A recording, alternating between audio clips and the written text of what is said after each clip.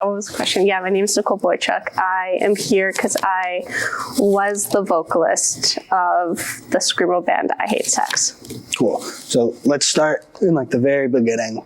Could you talk a little bit about your upbringing and your relationship with music and art in itself, and how that's kind of shaped you? No, that's a huge question, but I was thinking about this a little bit, and it's funny because it's like, I don't know, the way you grow up, I think obviously very much shapes what you're into, right? And I was thinking like a lot of what I listened to growing up was kind of framed by like what my parents listened to and like what my dad was kind of into, which was just like a lot of like rock and punk music and stuff. So I think there's always like a really huge presence of music in my household. So like we were always listening to something. So I think that definitely kind of contributed to like how I like wanted to make music later on. I remember being like put in guitar lessons when I was in like maybe 10, being so bad at it, like so bad that after 3 lessons, my mom was like, you know what, maybe we're not going to do this. And I can't sing or anything, right? So as I kind of started to develop my music taste and stuff, I found, I guess, screamo or whatever, emotional hardcore, whatever you want to call it. And I was like, oh, cool. Like, I really like this. Like, I relate to it, but also like, I feel like I could do it. So that's kind of where that started. And yeah. Can you recall like your first exposure to like more abrasive sounds, more cathartic sounds? Yeah, for sure. Yeah, like I said, kind of like my dad listened to like some punk music and rock music and stuff, but more of like the heavier music I think came from being on like Tumblr. And I'm trying to think of like kind of what are like my first baby's first screamo band. I really I think like La Dispute was a big one. I think having like the lyricism and then kind of like the screams, but it was also gentle in a way that it was like easier to kind of like work your way up. I really liked this one band from, I think they're from Lafayette, Louisiana, I want to say. I don't know if that's correct in U.S. states and stuff. Yeah, okay. I think they were called Shark Bait. Yeah, Squirrel Bait. So that's Louisville, Kentucky. Oh, okay. And that's Slint's predecessor. Oh, you know really? Slint I love Slint. Their band before Slint. Okay. Squirrel Bait. Okay, cool. Yeah, so I remember like listening to them too, and like my first like CD was like Fall Out Boy's what is it? I forget what it's called. Like the Fall Out Boy CD that has like the curtains. Sure. So yeah, I guess I'd say it was definitely Tumblr's fault. What drew you to? I mean, I grew up listening to some La Dispute, and it's like pretty sad. And you're right, there is like a juxtaposition of like gentle and then abrasive. Yeah. What do you think drew you to those themes or attracted you to that? Yeah, like I think for me at least, like it's not like I was like listening to like Miley Cyrus, like pop music, and then just went like starting to be like, oh wow, like yeah, let's get like down and depressed. I think like especially when I was growing up, because I'm 30, that kind of like emo was very prevalent. So like My Chemical Romance and all those bands as well. And kind of that like metalcore, hardcore. But I guess like what drew me to those themes was like, I just felt like I really related to it. Like I was just, I don't know, like I was just so depressed when I was growing up, and I don't know why. Probably like brain chemistry or something. But like when I started listening to music like this, I was like, oh, that's cool that like people feel the same way and can make beautiful art out of it. Okay. Yeah.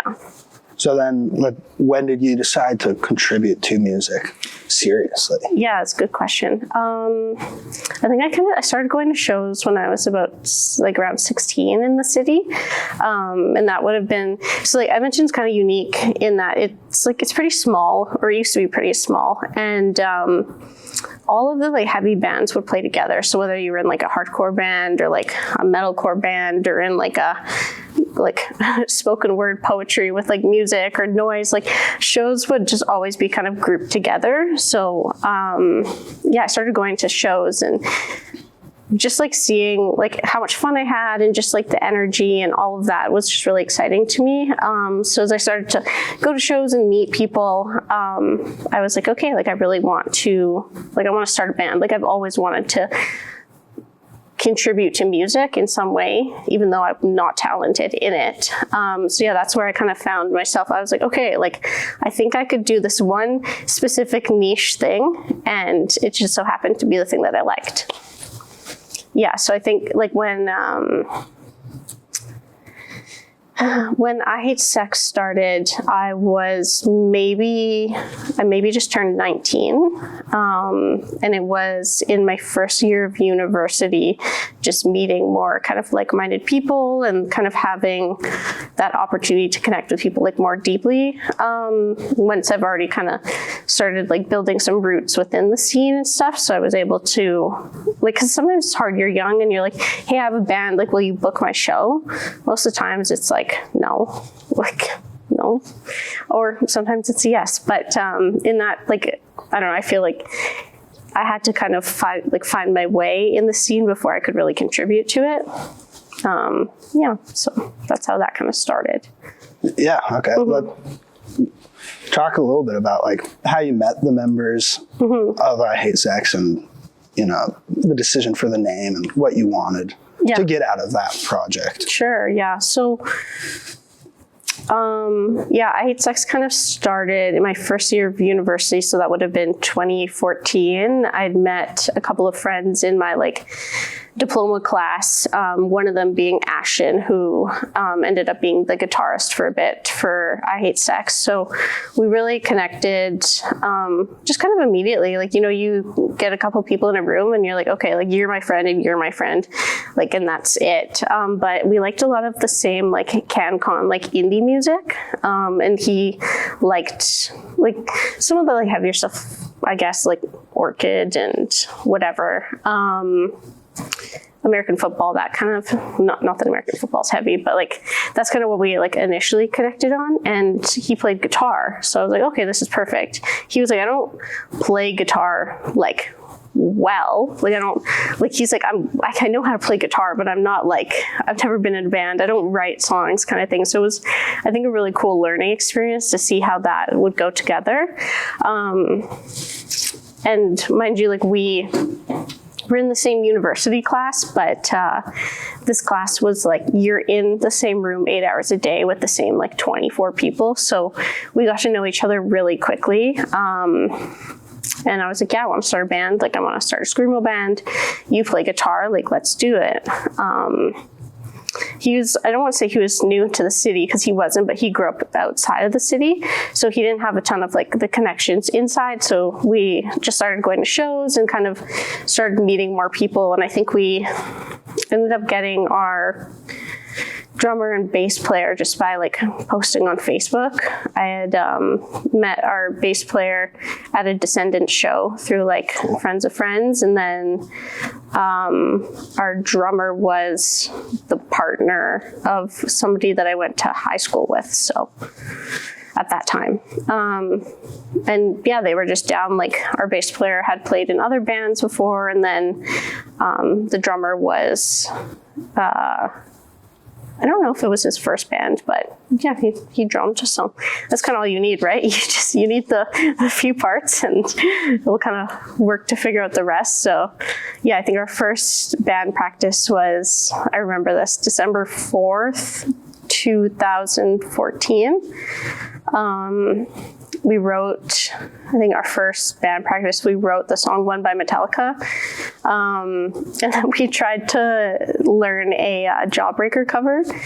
I think it was Fireman by Jawbreaker. And yeah, it was just like fun. We had like a little space in this art house that was called Chess House, which was like a home in which people live, but also like they had it as like an artist space. So like there'd be dance classes in the living room and band practices in the rooms that weren't used and that sort of thing. It was very communal, like super lovely space. And that's really where I started to see how community like helps build art out and DIY. And I think it was really fundamental to the band as well.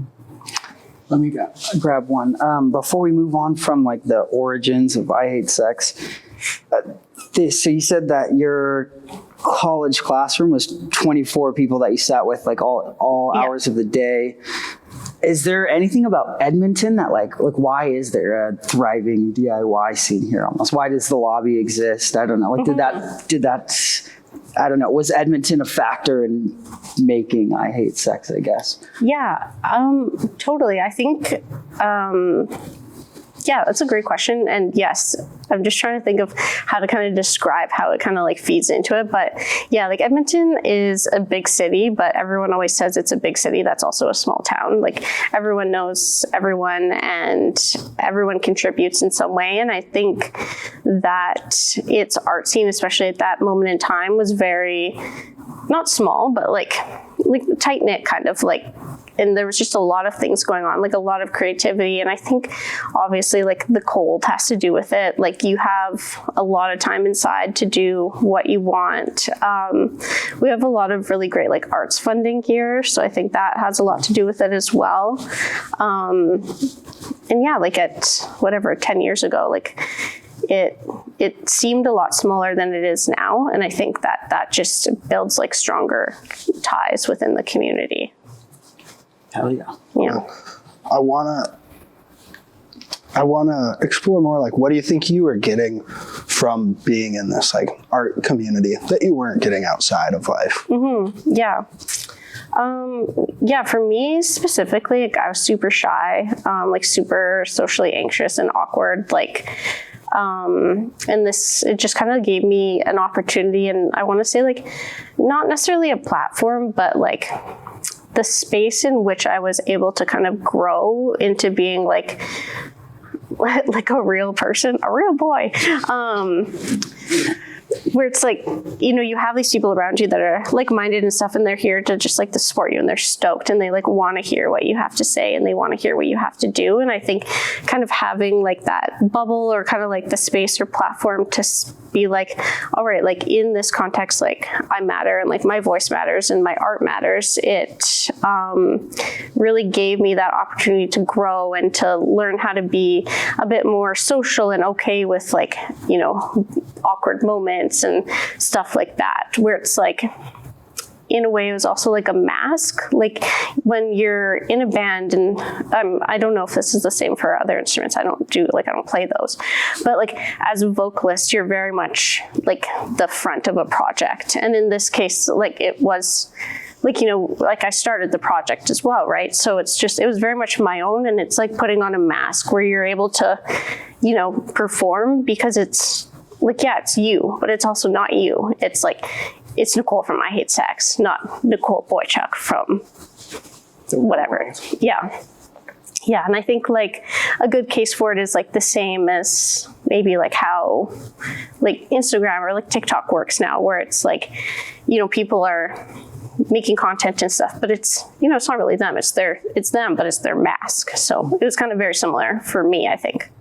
Do those two worlds bleed? Did you take some Nicole from I Hate Sex into Nicole Boychuk from the real world? Or? Yeah, like I think they're definitely the same person, but I think it kind of gives you this additional protection, you know, where you're able to be Nicole from I Hate Sex, but then also sometimes where it's like, oh yeah, Nicole from I Hate Sex is not necessarily Nicole Boychuk all of the time, you know what I mean? And there's definitely like, there's some persona in it. Like there's a lot of performance, like that's what it is. It's a performance. So yeah, like punk is real, and it's, I don't know what the word is, like it's individual, but it's also art, right? Like you're putting art into the world, and like, yeah, your art comes from you and what's inside of you, but it's not all of you.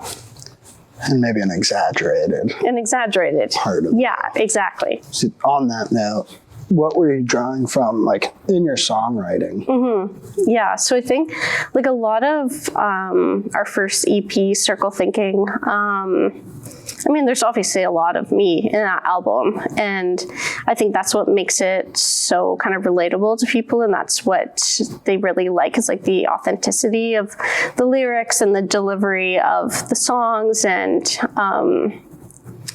kind of like, and I've heard a lot about like the production. Like the production's very like, we did it at a studio, but we were very like, we want it to sound like live off the floor. Like we want it to sound very gritty, and I think. Wait, what was your question? What were you drawing from when like writing some of those? Yeah, I mean, there's a lot of themes. Yeah. Grief is pretty prevalent, and that's one thing that I, kind of related to on that EP. And well, I was just curious, like, what were you personal experiences that you were drawing from to write for sure. some of those songs? Whatever you're comfortable with. Yeah. You don't have to. No, it's and it's been like a lot of, I don't want to say a lot of the lyrics I wrote in high school, but like I was just like, I just wrote all the time. I wrote poems, I wrote like my journals, I just wrote all the time. Like I was just always in my bedroom, like creating something, just getting my feelings out. So I think like a lot of it just kind of drew from that, and kind of like how I saw the world around me and how I was experiencing it. Also, like a lot of it was written about like this specific person that like I was with at that time, and then they had put out music and it like talked about our relationship, and I was like, fuck you, like I want to do the same thing. So there's like a bit of spite in that too, where I was like, no way that you just get to do this. And it talks a lot about grief. It talks about like mental health and depression and anxiety, but also like I'm really interested in like the occult and like esoteric teachings and stuff like that. So there was also like a lot of that in there, and then there's a ton of just like personal references or references to like other songs that I like or movies. Like it just kind of is, I don't know how to describe it. Like, it's just so much of what I was feeling at that time and what I was experiencing and watching in an album. And like, a lot of it was just like dark, and it was sad, and it was just so grief heavy. Like everything just felt so heavy. And I was going through this huge change in my life where like, I was going from being a teenager to like an adult, like, you're doing school. I was working 3 jobs, like this relationship that I thought I was going to be in forever, like failed. I didn't know like who my friends were, because we're all kind of moving through. So it's just like I feel like it just really captures a time in my life, and that's what like being young. One quick one. Did like the performance of those feelings, did it help you, like if you didn't have them, would you still have some of those feelings? Like did it help you move through some of those sensations, I guess? Yeah, for sure. And I think one thing that's funny is when we played our first show, we actually played it with the band that my ex was in at that time. So like that was also just crazy for me, because I had written all these things and I'm like, holy fuck, I actually get to like say them to this person right now. Very circle thinking. Yeah, exactly. Very circle thinking, and everything goes full circle, and it goes around and it goes back. But no, I think it did for sure. And that's kind of where I go back into like how it's helped me kind of break out of a lot of the like social anxiety and stuff like that. Like, I don't know, 10, 12, 13 years ago, I would never have been able to sit down and talk to you guys like this.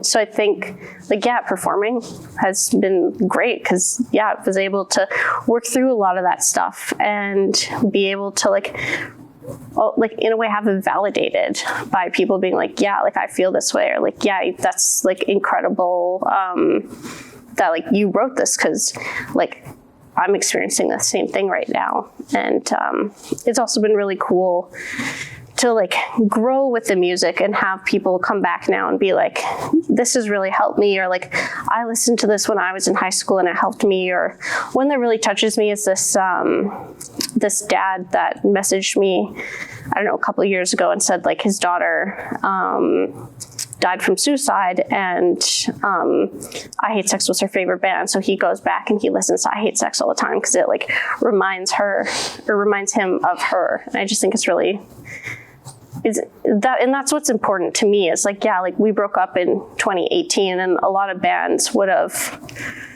stopped posting or stopped doing things, but I just felt that it was, I didn't really feel finished with the project when we did eventually break up, but it was really important to me because people kept reaching out and being like, this is important. And I wanted to make sure that they had that space always. Yeah, man. I mean, it's always going to be alive and kind of pass around the music that you've made. You've kind of talked about it already, but I always ask, like, have you been surprised about how you've seen people interact with your project and the longevity of it? Yeah, and I think that's one thing that's been really beautiful. It's like, you put out this piece of music or whatever, this group of music, and you just like watch it grow. It's like giving birth and then like growing up with this thing. So like when we first put out the thing, like I was just like, oh my God, like it's so cool. Like this band from Edmonton like was at our show and they liked our songs. And then it's just like, oh my God, like it's so cool. This Screamo Festival asked us to play, or like, oh my God, it's so cool that like one of my favorite things is my friend Isaac introduced I Hate Sex to like Jordan from La Dispute, who like I was just mentioning earlier was like kind of my catalyst into this. And like he then posted on Twitter that I Hate Sex is one of his favorite Screamo bands. So it's just like, oh my God, that's so cool. Or like, oh my God, that's so cool that, I don't know, like this person's writing about us. So it's been like just incredible to have those little tiny moments that maybe aren't, I don't know what like real musicians have in their career, right? Where it's like, oh, cool, like we hit this billboard or we hit this chart or like, we made X amount of money. So it's been just incredible to see how something that like I made or that we made as a group. I talk in I's just because, you're interviewing me. And also, like I don't, like the band and I don't talk or anything anymore. So that's just why I talk in I's. But yeah, it's been awesome. And it's been like life-changing to just like have, I don't know, this little part of myself just be so big. Do you, obviously you're still you are very active with this little part that has had great longevity, but do you ever miss, would you ever want to get back into making a new thing, or is this kind of satiating for you? Yeah, like I've toyed with the idea a lot, but like I mentioned, I don't know how to sing. I don't know how to play an instrument and that sort of thing. So it's a little bit hard in that way. I definitely wouldn't want to make Screamo music again. As you can tell, I have vocal fry now. I think that's from being in a band. And like I've thought about it a lot. Like the I Hate Sex has been asked like a lot of times. So like, will you guys like do a reunion show? Like, will you play this festival? Will you sign to this label kind of thing? And like, I'm like, oh man, that'd be cool. Like, that'd be so awesome. Like, it'd be so cool to like have maybe the loudest or the largest crowd that I've performed in front of be like, I don't know, 400 people to be like, I don't know, 1,000 people, 2,000 people. I don't know what the audience would be, but I've thought about that and just like how cool and fulfilling that would be. Like a lot of people don't get to have that experience, but I mean, I like making music. It's really fun. Making art is really cool. I don't think I'd be able to contribute on the same level. And also I just like feel old now. I know like there's tons of people that make music like, past their 20s and stuff, but I always feel like the part of DIY that's really special is the youth of it. Like it's the angstiness. It's the, I don't have money, so I need to do this myself. Like it's the kind of like, I need to find my own way kind of thing where it's like, now I'm like, I could do it again, but I know how to do it. So it's not it doesn't feel as special. Yeah, that feeling of like discovery. Yeah. How to do things. Exactly. Past. In what ways are you still expressing yourself through art? Yeah, it's a good question. I mean, I draw all the time. Like I make stuff just for myself. I do a lot of work, like the theater that we're sitting in right now, like a lot of volunteer work with them. And that's a lot of like, like I haven't done this now this will be the second year, but just because I'm the vice president now, and I feel like it's a little bit like I don't want to take up space for other people, but I used to curate this like horror film series here called Not Your Final Girl. So I was able to kind of express my creativity through that, like where I was able to, develop the series and like create the graphics and like curate the films and talk about them on stage and that sort of thing. Like I have a Substack, which I write sometimes. I don't know. You find little things, and like I think art's a really important part of my life, but there's also a lot of other parts now too, where I feel like if I was in a band still, or if I Hate Sex was still a thing, like I wouldn't be able to have the job that I have now, or, live the life that I live now. It'd be different, which is fine, but I like what I have right now. Cool. So then, I Hate Sex was this super DIY, like a couple kids in a college dorm creation that has really kind of blown up. What do you think that whole experience has taught you that you've been able to apply into the real world in your real life? Do you think it's been instrumental to? Yeah, I think it's been like the best way I can describe it is like, if I set my mind to it, I can do it kind of thing. DIY is just like really down to the definition, like do it yourself. It just taught me that like I can really do anything myself that I set my mind to.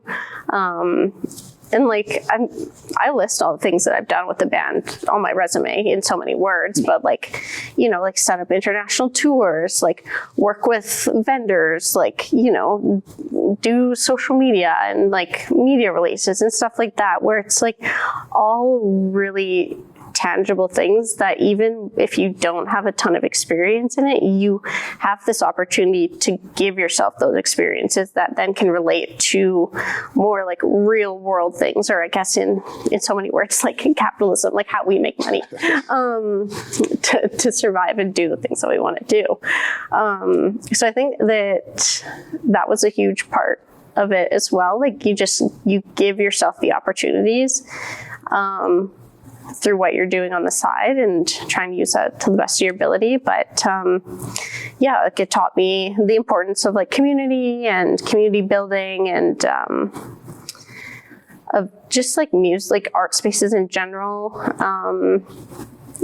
And I think I say this in every interview, but it's always been important. And I always want to give these words of advice to everybody that listens to our music or to this interview or to every interview that I do. But a friend once told me, like, your friends are your future.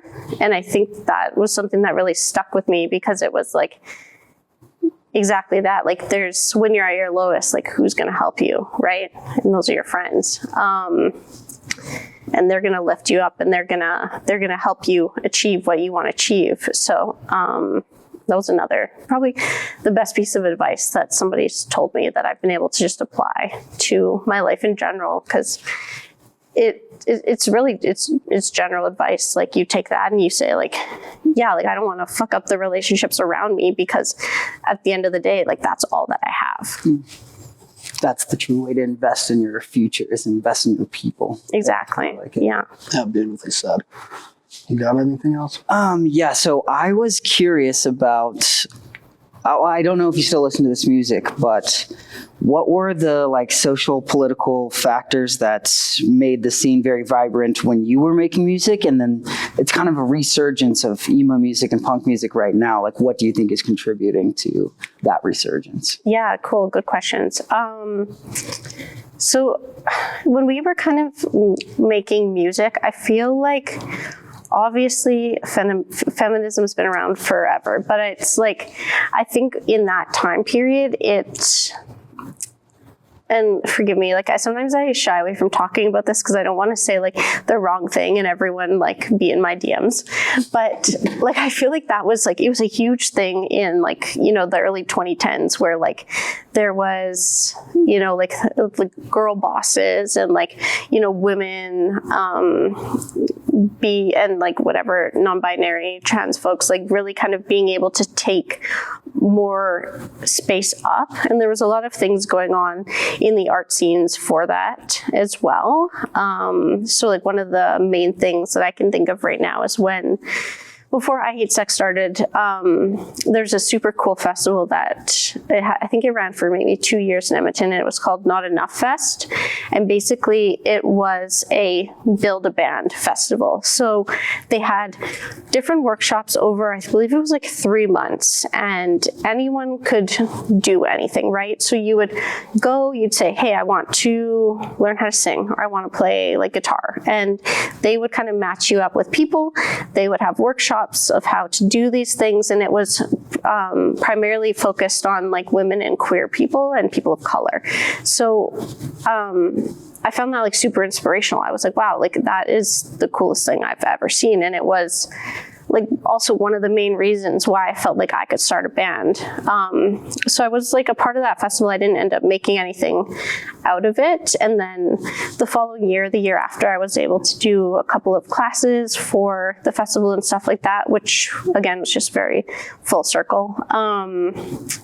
Which like I love full circle moments. They come and often, and it's always just like nice. That's why I'm doing the things that I do, good or bad, I guess. And yeah, so there's kind of that going on behind the scenes, and there was a lot of this, and of course these ideas were not new. Like I wanna acknowledge that, but like having safe spaces at shows, or like I remember like one of the big debates in Edmonton were like girls to the front kind of thing, especially in hardcore, which I always thought was cool because it's like I'm 5 feet tall, like I can't see shit, and I also don't want to get my face smashed in. Like this is my moneymaker. Yeah, so there was always kind of like that going on too, where people in hardcore were like, no, we're not gonna do that, and then like stuff like that, right? And yeah, I'm just trying to think of like what else. So yeah, kind of this idea of like the safe space and stuff. And then if you've been following the band for a long time, like one of the like, and like I hate talking about this, but I will talk about it. But like when our bass player was like outed in the community as or I'll say was allegedly accused of I forget what the right words were, but like sexually abusing like a teenager when he was above age. That was like a really hard thing to deal with because like I'm 19 years old, you know, I'm trying to apply these like ethics and these morals and these like things that I stand for and agree with. But I'm like, holy fuck, now it's like me. I have to deal with this right now. And that was something that was just super hard to do because like, first, this is your friend. Like this is somebody that I like went on tour with and I slept like, you know, beside them on the floor and stuff. And it's just like that break of trust. But then also, how do you deal with this in a correct way, you know? And like, maybe it wasn't necessarily dealt with in a correct way. Like, I don't know. I was 19, it's the first time I had to deal with this, but here I am and he's in my band. So I guess I have to deal with it. So yeah, we asked him to leave the band and he was pretty like, he contributed to the community a lot. So it was a huge community loss. And it just sucked. So like there's stuff like that going on where it's like, yeah, you're in a band, you're making music. And I feel like within that kind of context, like being like a non-binary person, like I identify as she, they, so like whatever, like being that person in a band and it's just like political as it is, especially in that like kind of time where it wasn't as common, I think kind of cast this like umbrella over the band that we're like this very like political, like socio-political band, which it's like, yeah, we all had like those beliefs and stuff, but it wasn't like there's political bands, you know, but like that wasn't really what our themes were and stuff. So I think that was kind of hard, and it's been hard to keep trying kind of keep up with that. So it's just like, I just couldn't imagine now like being in the band and then just being like, why didn't you comment on this? And why didn't you comment on that? And that sort of thing. And I feel like that's one thing I'm seeing pretty often is just like that pressure also put on artists, where it's not necessarily, doesn't always have to be up to the artist to say that within their art, I guess. I don't know what I'm trying to get at here, but your art is yours, and this expectation to constantly have a voice against or for certain things can deter the art from what it actually is. I also think that you're like, whether or not you take this name, but you were kind of a pioneer in the scene to a certain extent. Like, you know, all of the, I don't know, you allowed for space for non-binary individuals and LGBTQ individuals. So it's like, although your art didn't specify politics, your presence inherently does. Yeah, exactly. Yeah, and like I didn't recognize that at first, but then as kind of time went on and people were like, hey, like I Hate Sex was the reason that like I was able to start a band, or that I was able to feel comfortable doing this or creating art or creating music. Like that became really important to me, and I realized like, oh, okay, that's kind of where the band is now kind of situated in history, I guess, which is really cool. Like I love that. It's really important to me that we've been able to be kind of like that pioneer. It wasn't obviously the goal when I started. I was just like, shit, I want to make a band. But it's cool to now be that, because there's, you know, bands that were doing that when I first started that were that for me. So I do love that and really respect that. What was your experience being like a female fronted band? And do you think like DIY is as inclusive as it preaches? Because there's always a common theme of like, the amount of bands we've interviewed that have like alleged abuse after the interview, you know, like with Seisha. I mean, it's always kind of disheartening, to be honest. And it makes you feel like DIY can sometimes foster a pretty negative behavior. And I want to get your input on. Yeah. Like I'm not going to pretend I know it all and know everything, but I think there's two things to it. Like I think there's the part where there's people who are extremely shitty and like use this space, because there is vulnerable people in this space, and predators are always going to find that crack to fall into and use that to pick people in which they can prey on and get what they're looking for. And I think when you make like heavy music that is kind of cloaked in this vulnerability and this kind of like mental illness and this darkness, it's very easy for those people who also listen to that music and relate, but you know, they then use that to get into these circles, make friends, build trust. We all know how it works. And then on the other side, I think that I don't know if this is super prevalent in other like musical communities, but like, okay, your bandmate stole your couch. Like, do I need to hear about that on Instagram? And do we need to completely criticize, just like completely, you know, destroy this person's reputation based on an internal problem that's not really a problem? Like, it doesn't have to be a community problem. So I think there's like there's two kind of like devils, I guess. There's the part that's not a problem, but because of where the scene exists and grows and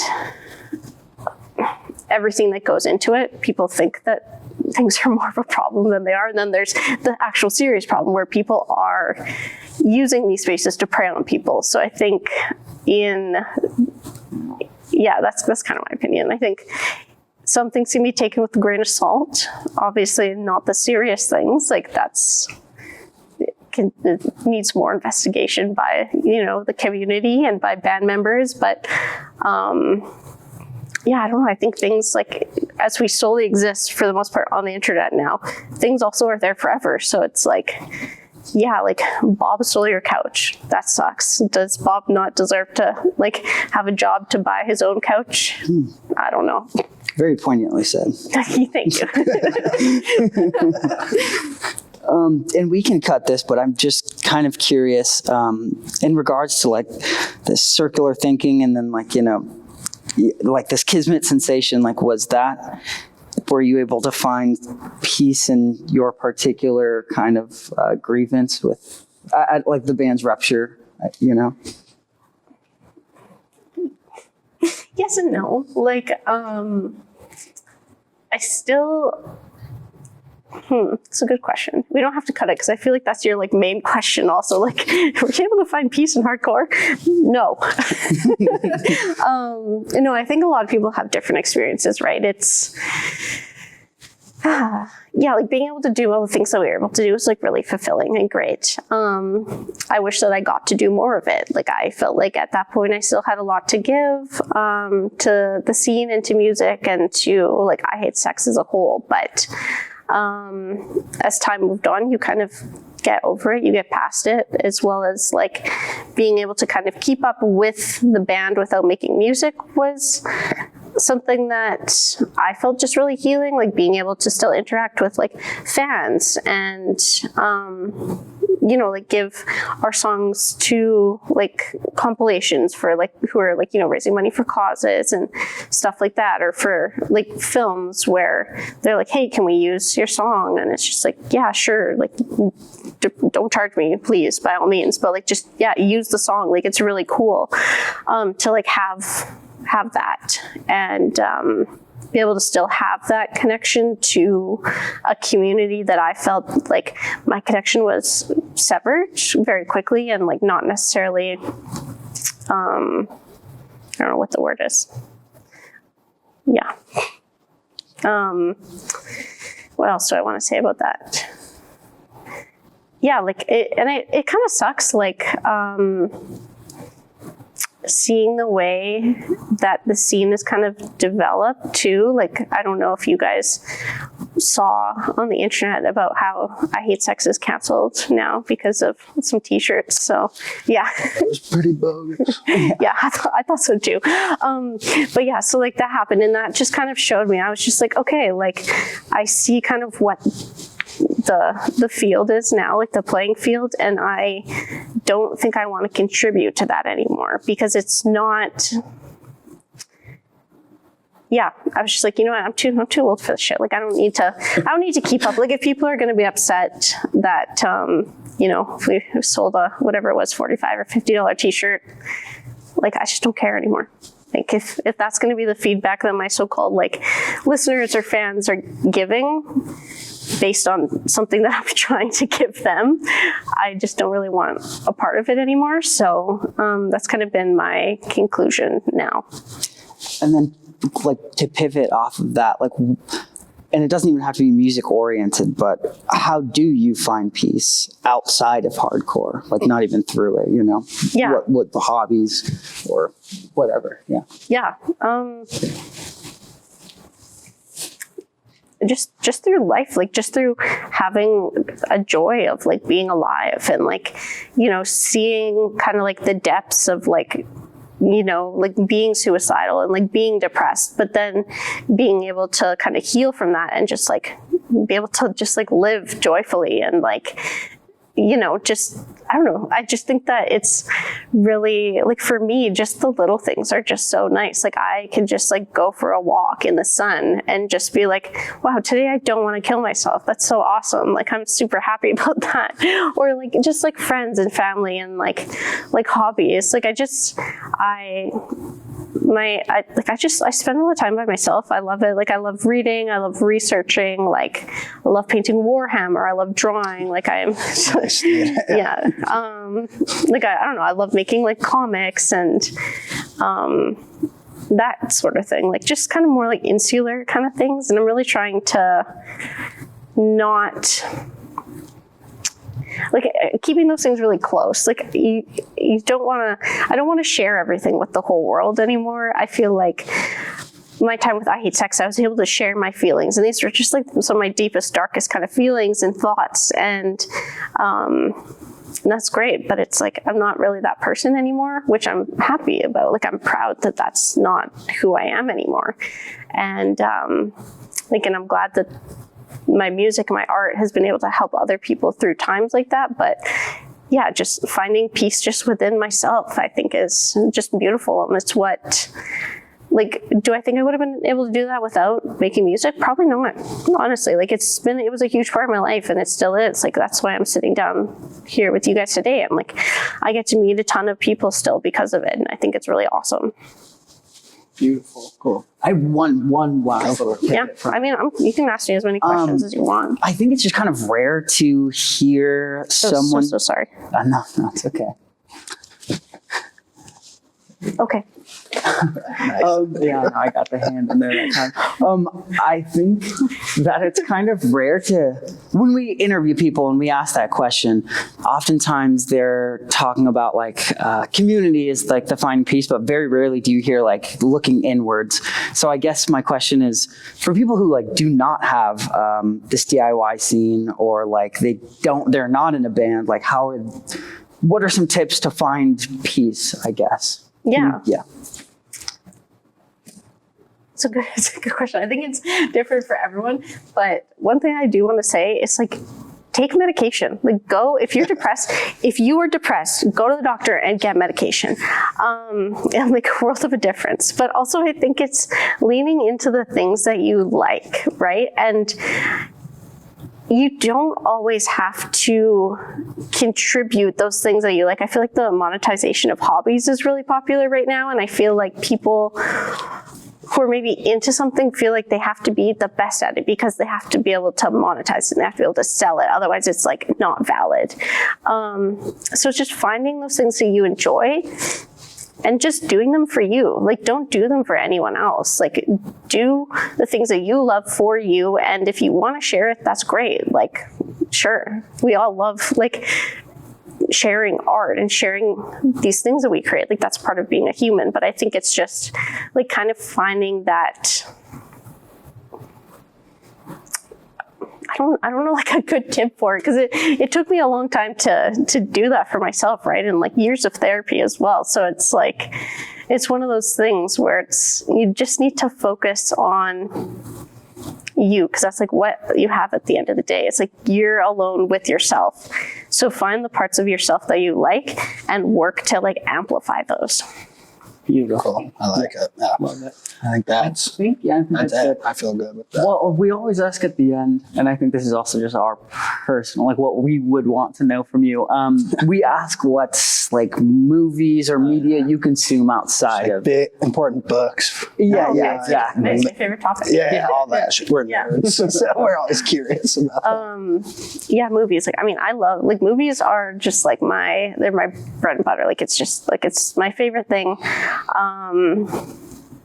And I love all types of movies. I think growing up, like, I really loved horror films, which is a really great thing, especially I think for people who are maybe starting to really get into films, because there's so many cool things about horror movies. Like, there's so many different like subgenres, and I think horror also really lends hand to like DIY. There's like horror was like notably like never gets funding and that sort of thing. So I think those two really go hand in hand. And I think you kind of see that as you,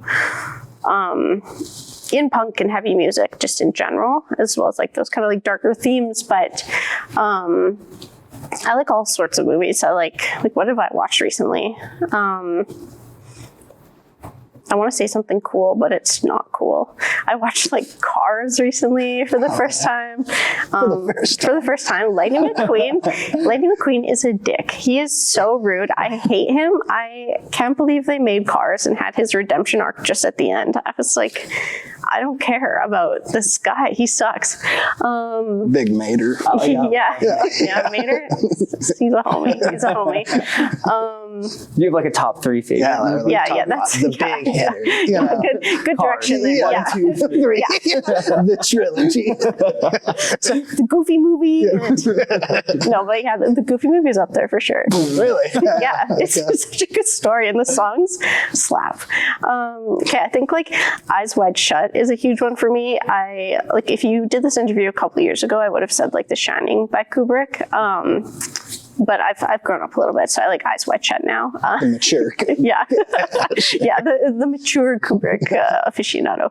I love like Phantom Thread by Paul Thomas Anderson. It's just a gorgeous film.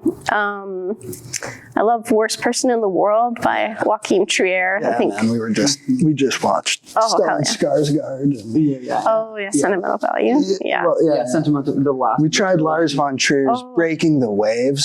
You ever heard? Do you know that one? No, but Lars von Trier is a You see special one. Kingdom by chance? No. Yeah, his series. No, I haven't seen it. Gosh, We just found it within the last 6 months. And it's been blown away. It's all one of our talk favorites. about. Really? So Oh, it's like Lynch. so It's like good. Twin Peaks meets like a medical drama. Oh, okay. It's Love.